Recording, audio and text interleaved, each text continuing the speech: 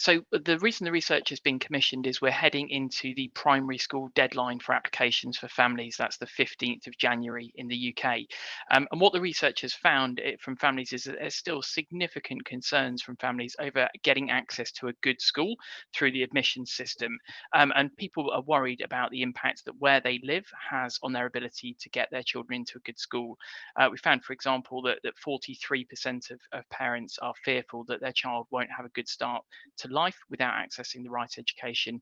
And we've also found that over a third of parents made the decision to live where they currently live based on the school that they would choose for their child. But of course, with the economic outlook changing, people are not finding it possible to always move or to be in the right area to then get access to a school that they want for their child. Right, perfect, thank you. And could you just explain a little bit more how the catchment areas sort of actually work in terms of, where is allowed and, who's allowed in the schools? Yeah, absolutely, Georgia. So it varies by local authority. So actually, all around the country, each local authority sets its own admissions criteria. So it does depend on where you live. So any parents with primary school age children about to start need to look up their local arrangements. But there are some things which are common between all of them, which are categories that are used to determine the places in schools. And they are, for example, special educational needs or children that are looked after. If they have a sibling at a school, so an older sibling already goes there. Sometimes religion is a factor, depending on the type of school, but also distance to school is used for primary school children. So how close you live to the actual school itself can be a factor in whether or not you can get a place there. And that's how the system currently works. Okay, and in terms of parents not getting their children into school, the schools that they want, does that happen quite regularly then? Well, the way that most local authorities run it is that they let parents make three choices. So parents would choose a first, second, and third choice school. And what's often reported on is the number of places that are within those three choices. So a family may get a second or third choice.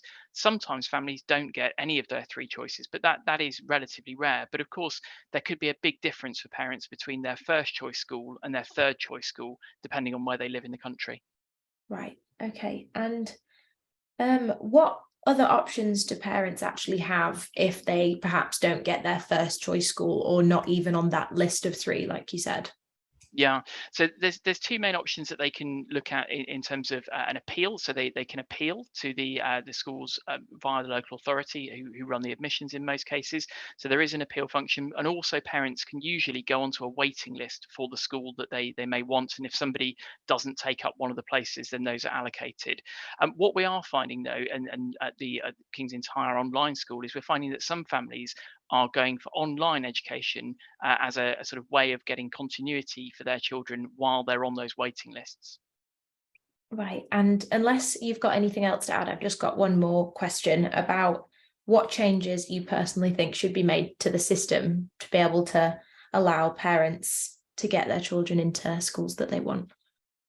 Absolutely, it's a really difficult thing to change because, of course, the dynamics that lead to it are all around house prices and where schools are, and schools often don't have the capacity to add more places. So it is a challenging one. I think what we need to see is more understanding and recognition of the role of which hybrid and online learning can play in order to then allow students to get continuity of education.